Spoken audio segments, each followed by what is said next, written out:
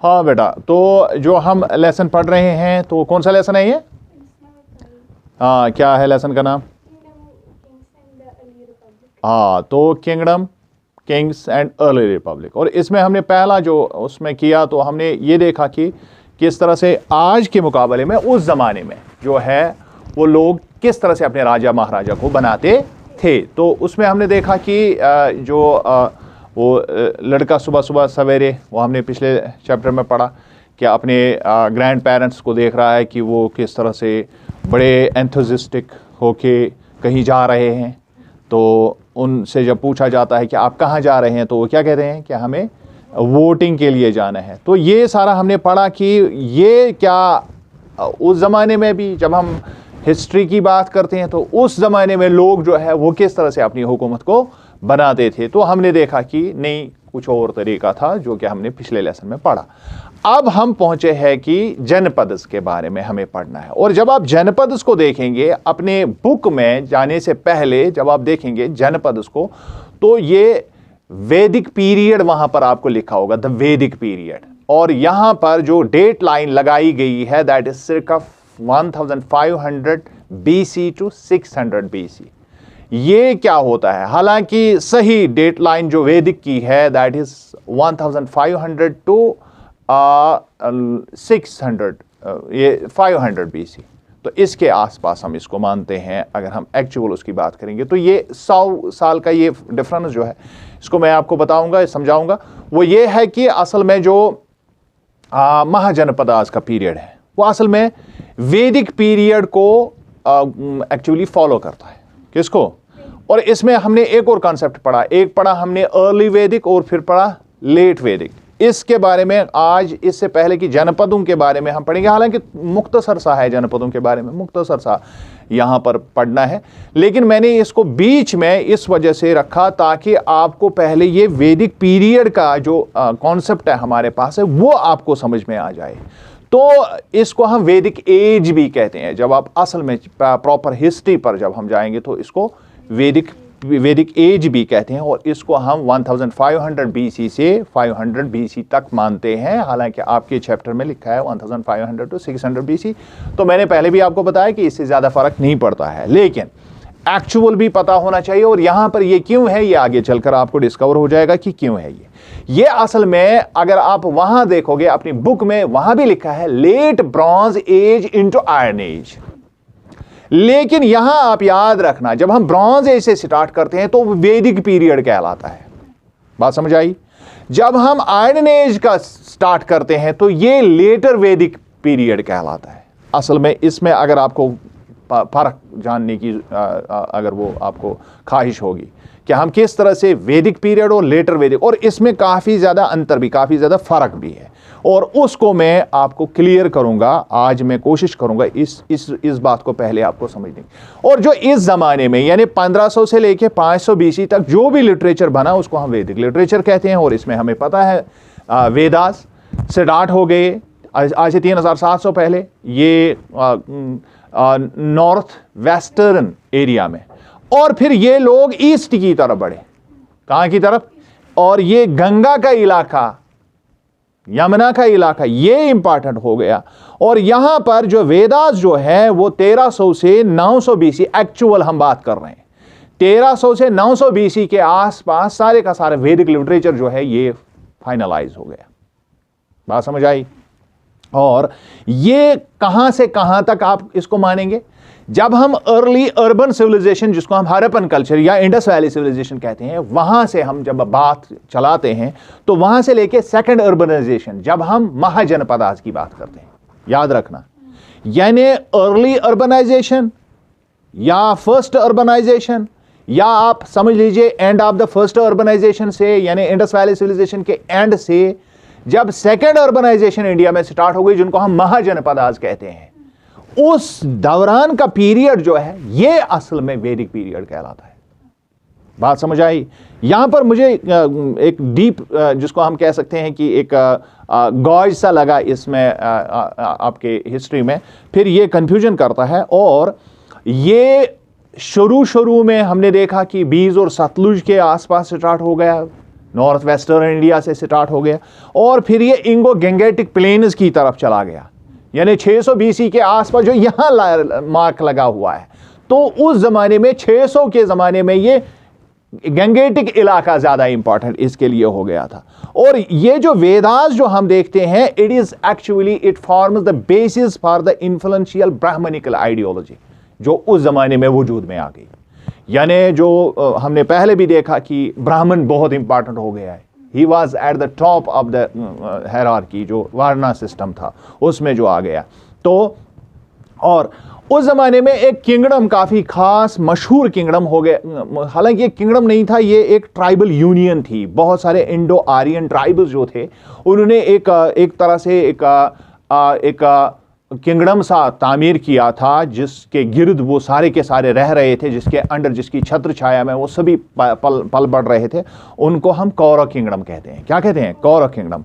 और वेदास जो है इसमें डिटेल्ड सारी लिखी गई तमाम इस पीरियड की, जब हम इसकी इंटरप्रिटेशन करते हैं और फिर जब हम देखते हैं इन डॉक्यूमेंट्स को, जब हम आर्कियोलॉजिकल रिकॉर्ड से जब हम इनको जोड़ते हैं तो वहां से पूरे की पूरे जो वैदिक कल्चर की जो बात है वो सामने आ जाती है, पूरा वैदिक कल्चर हमें सामने आता है। तो अब मैंने यहां पर दो आपके लिए वो रखे हैं, इन पीरियड्स को समझने के लिए मैंने दो मैप्स आपके लिए यहां रखे हैं और इसमें मैंने एक ज्योग्राफिकल एरिया भी यहां पर डिस्कस किया हुआ है। ये आप पहले इसको अच्छी तरह से देख लीजिए, मैं बाद में इसको पढ़ूंगा। ऊपर लिखा है अर्ली वैदिक पीरियड, क्लियर? अर्ली वैदिक पीरियड, फिर ज्योग्राफिकल, यहां पर ज्योग्राफिकल एक्सटेंट और यहां ज्योग्राफी भी दी गई है। अगर आप इंडिया को देखेंगे तो कौन सा इलाका है ये वही नॉर्थ वेस्टर्न एरिया है इंडिया का, क्लियर? और इसमें जो है आप देखेंगे कि इंडियन सब कॉन्टिनेंट ही हमारा जो ज्योग्राफिकल एरिया आता है, लेकिन कौन सा एरिया आता है वो मैंने आपको बताया, it is north western area. और ये पीरियड जो है, अगर यहां पर आप देखेंगे, इट इज रिटन हियर, ये ब्रॉन्ज एज इंडिया की हम बात करते हैं। किसकी?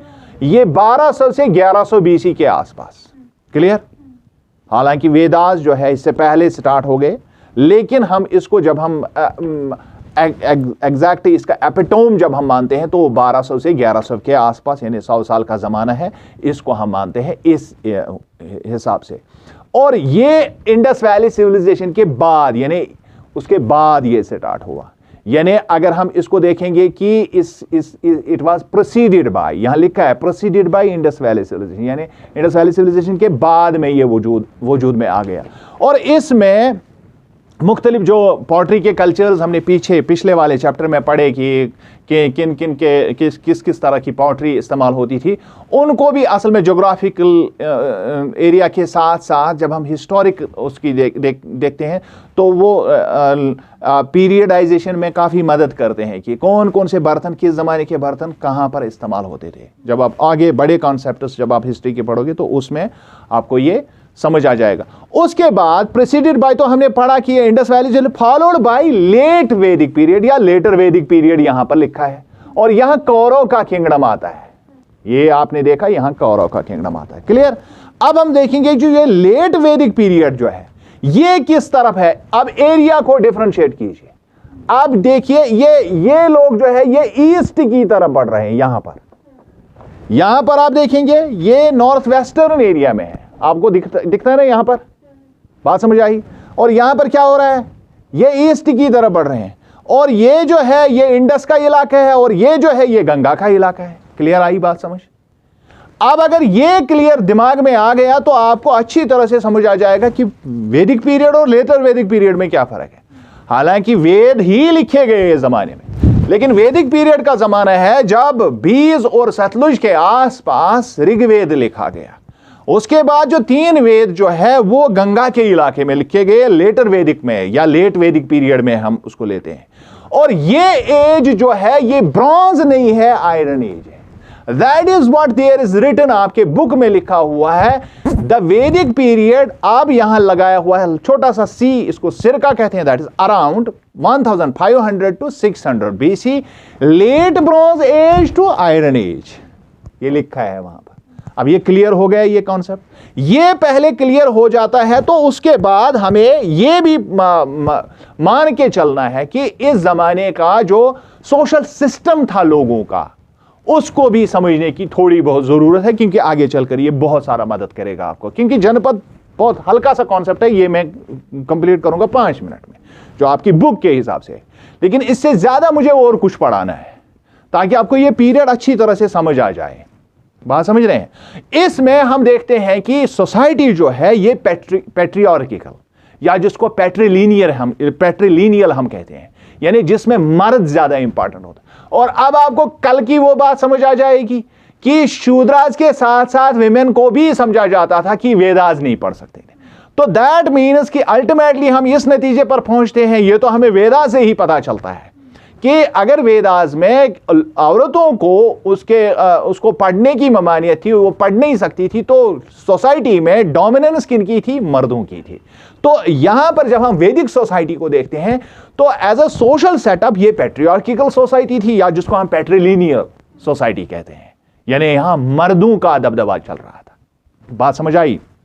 ये कोई एक बात। और दूसरी बात कि वो तो हमने किया कि ये अब अगर आज के इलाके की बात करेंगे तो ये जब ये सोसाइटी, जब हम अर्ली वैदिक पीरियड की बात करते हैं तो ये पंजाब के आसपास आता है, सिंध के इलाके में, पंजाब और सिंध के इलाके में आता है। लेकिन जब हम देखते हैं कि उस जमाने में लोगों का सोशल सिस्टम तो हमने पढ़ा कि पैट्रियार्किकल था, अब लोगों के जो आम तौर पर जो उनका तौर तरीका था खाने पीने का, या यथस वनान ओज़्क कमाउन, वो किस चीज पर रिलाई करते थे, काम क्या करते थे लोगों के रहन सहन का तरीका कार क्या था। तो उस जमाने में ये लोग ज्यादातर इस एरिया में ये पैस्टरल वे ऑफ लाइफ गुजारते थे, यानी ये भेड़ बकरियां ज्यादा, कैटल पालते थे। बात समझ आई? क्या पालते थे? भेड़ बकरियां और कैटल पालते थे। ये इनका सबसे ज्यादा, ये वैदिक पीरियड के, अर्ली वैदिक पीरियड की बात है। क्लियर बात आ गई? और उस जमाने में ये इसी इंडस के आसपास पंजाब के इलाके में रह रहे थे और पैस्टरल वे ऑफ लाइफ था। अब फिर 1200 से 1100 बीसी की बात आ गई। अब ये 1500 से 1200 तक आप देख लीजिए, तो यहां पर 1500, फिर 1400 भी यहां डिक्रीज होता है, क्योंकि बीसी में डिक्रीज होता है, ये हमने पहले भी इसको देखा है। 1500 के बाद 1400, फिर 1300 और फिर 1200, यानी ये 200 साल का जमाना जो है। इसके बाद जब जो है ये कल्चर जो है, आर्यन कल्चर जो है, it's spread towards the east, जो मैंने यहां पर आपको इसमें दिखाया। अब ये ईस्ट की तरफ, यहां पर आपको ईस्ट में बहुत सारे नई जगहें लिखी हुई है, आइडेंटिफाई की हुई है। इसको आप देखेंगे, अर्ली पीरियड को आप देखेंगे तो आप इसको नॉर्थ वेस्ट में देख रहे हैं। समझ रहे हैं मेरी बात? क्लियर हो रहा है? तो ये जो गंगा के मैदानों में जो ये स्प्रेड हुआ, इन गंगा के मैदानों में स्प्रेड होने के साथ साथ आयरन की डिस्कवरी हो गई दुनिया में। और वो लोग जब वहां रहते थे तो वो ब्रॉन्ज के टूल्स इस्तेमाल करते थे। अब ये गंगा की तरफ बढ़े तो आयरन के टूल्स इस्तेमाल होने लगे। बात समझ आई? और आयरन के टूल्स से इन्होंने इस फर्टाइल एरिया को अब नए तरीके से अब अपने कब्जे में लेना शुरू कर दिया। इन्होंने यहां पर जंगलात थे, उनका सफाया किया और यहां पर वो अब सेटल होने लगे और इन्होंने यहां पर खेती बाड़ी शुरू कर दी। तो इस कल्चर में वो सेटल्ड लाइफ, अब वहां पर पेस्टरल थे। और जब पेस्टरल होता है आदमी तो एक जगह नहीं बसता है। बात समझ रहे हैं? एक जगह नहीं बसते थे, तो इस वजह से वो गंगा की तरफ भी बढ़ गए। बात समझ आ गई? देखिए किस तरह से हिस्ट्री समझ आती है। और आपके चेहरे पर जो मुस्कुराहट है उससे मुझे पता चलता है कि अब आपको ये अच्छी तरह से समझ आ रहा है। वरना एक कंफ्यूज, अगर मैं सीधे जनपदास फिर मैं महाजनपदास की बात करूंगा और इस तरह का जो बीच में इसमें काफी ज्यादा मुझे लग रहा है कि एक डेंट रखा गया है जिसको समझने की काफी ज्यादा जरूरत है। तो इस तरह से जब वो गंगा के प्लेन्स की तरफ आ गए तो आयरन टूल्स का इस्तेमाल हो गया और उन्होंने जो अडॉप्ट किया वे ऑफ लाइफ, अब पेस्टरल से वो क्या बन गए? सेटल्ड बन गए। ये समझना बहुत जरूरी है। और इसके बाद नए किंगडम्स वजूद में आ गए और कारव का किंगडम बड़ा इंपॉर्टेंट हो गया। और आगे चलकर आपको पता चलेगा जो यहाँ कश्मीर में, उसको काश्मीरा उस वक्त कहते थे, ये भी जनपद था, काश्मीरा भी जनपद था। तो उन जनपद की जब मैं बात करूंगा, जब हम एक्चुअल जनपद पर आएंगे तो वहां पर वो बात होगी। तो अब बहुत ज़्यादा एक तरह से जिसको हम कहते हैं सोशल जो डिफरेंशिएशन हो गई, ये काफ़ी कम्प्लेक्स हो गई, बहुत ज़्यादा कम्प्लेक्स हो गई। और जब कोई चीज़ कम्प्लेक्स होती है तो उसी हिसाब से क्रिटिसिज्म भी होता है। जो हमने कल पढ़ा कि क्या सब लोगों ने ये मान लिया कि वार्ना सिस्टम को एक्सेप्ट किया, नहीं किया।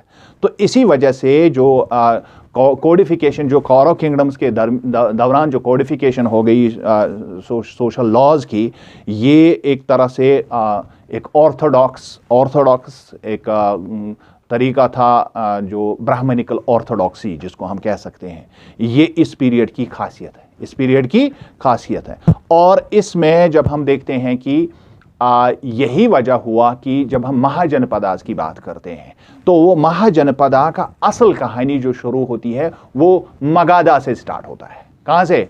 यहां पर एक नया कल्चर वजूद में आया जो इंडो आर्यन कल्चर था।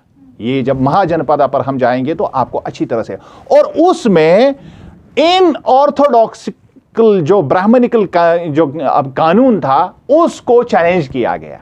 और फिर हम उसके फौरन बाद जो आपका अगला चैप्टर 6th चैप्टर है उसमें आपको जो पढ़ना पड़ेगा वो इसको श्रमणा मूवमेंट्स कहते हैं, जिसमें जैनिज्म और बुद्धिज्म आता है। और उन्होंने एक्चुअल वैदिक ऑर्थोडॉक्सी को ही चैलेंज किया था। बात समझ रहे हैं? किसको चैलेंज किया था? वैदिक ऑर्थोडॉक्सी को। और यहां पर भी जब आप महाजनपदास में देखेंगे, विजी का जब हम कॉन्सेप्ट पढ़ेंगे तो वहां पर हमने अर्ली ओलिगैर्की भी पढ़ा है, अर्ली रिपब्लिक्स भी पढ़ा है। तो उस अर्ली रिपब्लिक्स में जो संघ का कॉन्सेप्ट है उसमें आप देखेंगे कि बुधा से जब पूछा जाता है तो वो क्या बात करता है, तो किस तरह से ये सारी बातें जो है फिर हमारी समझ में आ जाती है कि असल में हुआ क्या। तो ये हालांकि हमारा जो जिसको हम कहते हैं कि हमारी हिस्ट्री का सबसे सुनहरा दौर है ये, अगर हम इंडिया की बात करेंगे, वैदिक पीरियड काफ़ी सुनहरा दौर है। लेकिन इसमें कुछ अपनी जो हम देखते हैं कि फिलॉसफिकल जो सोशल इसके कॉन्स्टेंट्स बन गए, उसकी वजह से कुछ मसाइल पैदा हो गए।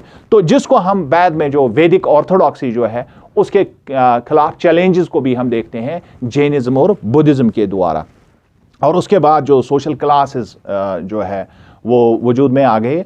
और यहाँ तक कि इतनी ज़्यादा मूवमेंट चलने के बावजूद भी बहुत सारे लोग इससे इम्पैक्ट भी हो गए। इसके बावजूद भी ये ब्राह्मणिकल ऑर्थोडॉक्सी जो है ये फिर एक हिस्सा बन गई समाज की, और ये जारी है अभी भी। और आज भी इंडिया के चाहे आज मज़हब कौन सा भी आप इख्तियार करें तो थोड़ा सा ये हायरार्किकल सिस्टम अभी भी दिखने में आता है। और जो पैट्रियार्किकल सिस्टम अभी भी इंडिया में बहुत डोमिनेंट एक तरीका है। तो ये सारी चीज़ें जो है इट वाज एक्चुअली ये इसी वैदिक पीरियड में हो गया। समझ रहे हैं? तो वैदिक ट्रेडिशंस में हम देखते हैं कि जो जब आप हिंदू सोसाइटी को, आज की हिंदू सोसाइटी को समझने की कोशिश करेंगे तो उसी वैदिक उसमें हमें समझने की ज़रूरत पड़ेगी। इसको बात समझ आई? ये था इसके लिए जनपद को समझने के लिए बड़ा ज़रूरी था। तो इस वजह से मैंने आपको थोड़ा सा इसमें कुछ चीज़ें बताने की मैंने जो है ज़रूरत महसूस की, तो ये मैंने आपको बता दिया। अब जनपद का मतलब क्या होता है जब हम जनपद पढ़ेंगे, फिर से मैं बताऊंगा। ये वैदिक पीरियड का ज़माना 1500 से 600 BC और लेट ब्रॉन्ज एज से स्टार्ट होकर आयरन एज की तरफ ये बढ़ता है, और अर्ली आयरन एज को हम इसमें देखते हैं। और उस जनपद का मतलब होता है लैंड वायर जना और पीपल। जना हम अब जानते हैं, जनपद यानी जहाँ लोग सेटल हो जाएं। अब ये सेटल लाइफ है। बात समझ आई? क्लियर हो रहा है ना? सारे अल्फाज अब एक सेट बैठते हैं। तो और ये ऐसे एक तरह से रिपब्लिक थे, इसी वजह से वहां रिपब्लिक का भी है, क्योंकि यहां जना ही सब कुछ था। लोग ही असल में अपने बादशाहों को बनाते थे, और किंगडम एक तरह का साम्राज्य था। यानी यहां पर लोग आबाद हो गए, उन्होंने अपनी कॉलोनी इसको बनाई, और कॉलोनी में जब उन्होंने इसको अपने कब्जे में कर दिया तो वो जनपद कहलाया। क्या कहलाया? और जनपद या इसको गणपद भी कहते हैं। क्या कहते हैं? और गणपदा भी इसको कहते हैं और जनपदा भी इसको कहते हैं। ये एक्चुअली ये जीम और ग का आपस में ये भी एक मसला है। कभी इस पर हम बात करेंगे जब हम अंग्रेजी पढ़ेंगे, उसमें हम ये देखेंगे कि इसमें जीम और जो गाफ होता है इसमें क्या फ़र्क होता है। That is why we sometimes pronounce G as girl, that is girl, G for girl, G for gem भी होता है, G for girl भी होता है। तो ये सारा क्या होता है, तो इसमें हम कभी पढ़ेंगे। तो अब राजा के बारे में हमने पहले ही पढ़ा, बड़ी बड़ी सैक्रिफाइसेस होती थी और लोग उसको रिकॉग्नाइज करते थे राजा ऑफ जनपद, इससे उसको जनपद का राजा माना जाता था, नॉट द राजा ऑफ जन, लोगों का वो राजा नहीं, जनपद का राजा। इससे क्या फर्क पड़ता है, इससे क्या फर्क पड़ता है, उसके कंट्रोल में लैंड है, कोई भी शख्स वहां सेटल हो जाए उसके कंट्रोल में आ गया। बात समझ आई, लोग वहां से निकलेंगे तो अब वो उसके नहीं है। क्लियर बात समझना, यानी जो लोग एक जगह से, क्योंकि अभी सेटल लाइफ शुरू ही हो गई थी, क्योंकि ये पैस्टरल थे असल में, अभी सेटल नहीं हो गए थे, लोग तो निकल जाते थे इलाके से, अब यहां पर वो इलाके पर काबिज हो जाते थे। दैट इज वाई जनपद का वो बादशाह माना जाता था, जना का नहीं। बात समझ रहे हैं, कोई जाना चाहे इस इलाके से तो जा सकता था, और अगले जनपद में वो जाएगा तो वहां के बादशाह को मानना पड़ेगा। ये भी इस वजह से, और जनपद का लिटरली मतलब यही होता है कि वायर जना सेट इट्स फुट, जहां लोग रहने के लिए आ जाए, तो उस रहने की जगह को किसी खास बादशाह के तहत माना जाता था। अब ये उस जमाने का बादशाह और इस जमाने का जो बाद में हम बादशाह का कॉन्सेप्ट, ये भी बहुत यहाँ टैक्सेस वगैरह वो नहीं थे, ये इस तरह का मसला नहीं था। लेकिन जब हम जनपद से महाजनपद की तरफ जब हम जाएंगे तो तब जाके आपको बहुत सारा इसमें, तो बहुत सारे जब आप देखेंगे यहाँ पर आपके पेज नंबर 4 पर जो मैप दिया हुआ है, हालांकि मैंने इसको प्रिपेयर नहीं किया, I am sorry for this, तो मैं क्योंकि किसी और तरफ लग गया, क्योंकि मैंने इसमें जो थोड़ी बहुत इसमें प्रॉब्लम थी उसको सेटल करने में लग गया, तो मैंने ये जो है मैप जो है इसको मैंने डाउनलोड नहीं किया। तो अब मैप 4 आप खुद ही देख सकते हैं, इसमें इंपॉर्टेंट जनपद की बात की गई है। और अगर मैं आपको बताऊं तो ये तकरीबन एटलीस्ट, हम ये एक्यूरेट तो नहीं कह सकते, एटलीस्ट 22 जनपद थे। 6th सेंचुरी की जो हम बात पढ़ते हैं ना, 1500 टू 6th सेंचुरी BC, तो जब हम 6th सेंचुरी तक पहुंचते तकरीबन 22 जनपद आए थे। कितने?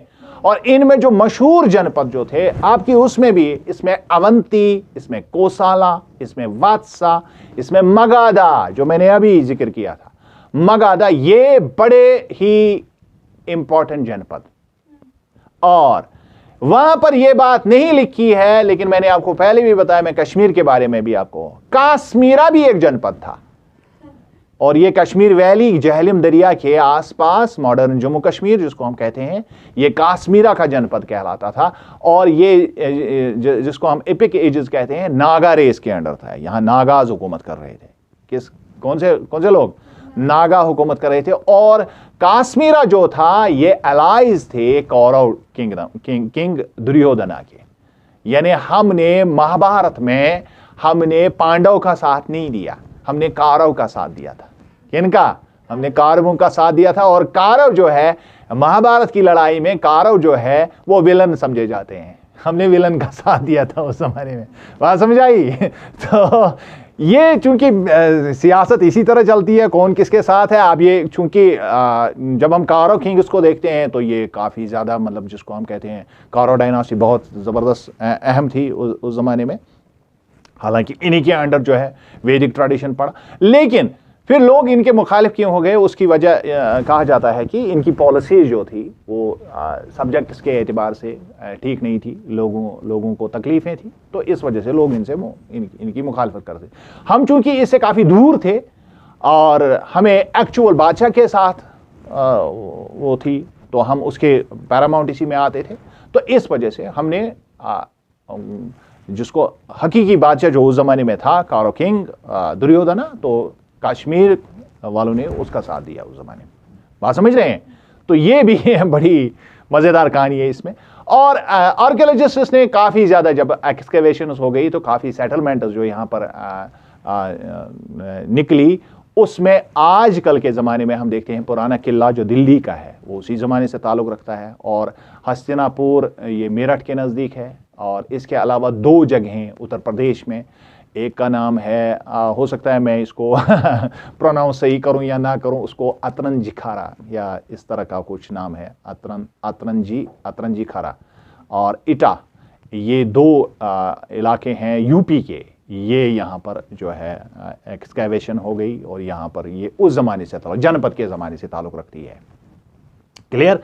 और जो यहाँ लोग रहते थे वो हट्स में रहते थे, किसमें, and they kept animal and cattle.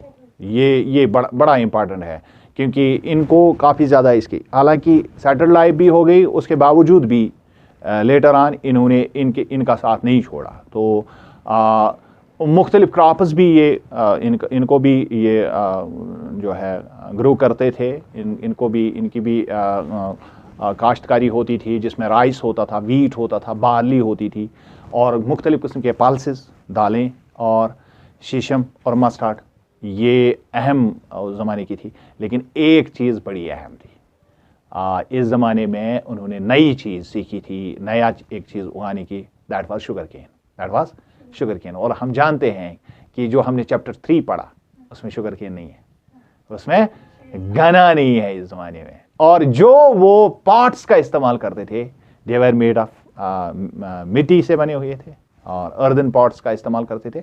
और इनको हम कहते हैं ये ग्रे एंड रेड वेयर का ज़माना था। किसका? ग्रे एंड रेड वेयर का। तो अब पोट्री, ये मैंने पहले भी बताया, पोट्री बहुत इंपॉर्टेंट हो जाएगी जब हम इसको समझेंगे। तो पोट्री उस ज़माने की बहुत इंपॉर्टेंट होगी और आपको अलग अलग कलर्स को, अलग अलग ज़माने में आप अलग अलग कलर्स को देखेंगे और ये बड़ा ही इंपॉर्टेंट हो जाएगा। तो स्पेशल टाइप ऑफ पोट्री जो है मुख्तलिफ साइट्स में, जिसको पेंटेड ग्रे वेयर कहते हैं, PGW इसको कहा जाता है। क्या कहा जाता है? तो जब भी आप PGW, तो इसको किसके साथ लटकाना है? जनपद के साथ। समझ आई बात? PGW कहीं भी मिलेगा तो ये जनपद का ज़माना है। तो आसान हो गया ना, यानी इससे आर्कियोलॉजिस्ट को फिर आसानी होती है कि डेट लाइन कहां से कहां की तरफ जा रही है। और इनमें जो है इसमें ग्रे पॉट्स जो थे, ये इनके ऊपर पेंटेड डिज़ाइन्स होते थे और सिंपल लाइन्स या ज्योमेट्रिकल पैटर्न्स इन पर बनाए जाते थे। तो इनको हम देखते हैं जनपद के ज़माने में। तो ये था थोड़ा बहुत लेखा जोखा जो जनपद के ज़माने का। हालांकि हमने आज इसको बड़े तरीके से इसको डिस्कस किया और कोशिश की हमने कि ये जो वैदिक और लेटर वैदिक का ये ज़माना जो है, इसमें जो कन्फ्यूजन है वो किस तरह से है, इसको हमने कंप्लीट करने की कोशिश की। अब हम आगे चलकर महाजनपद की बात करेंगे और उसमें भी चंद एक बातें मैं नई आपको बताऊंगा जो आपकी किताब से थोड़ी सी हटकर होगी। Thanks a lot, thanks very much.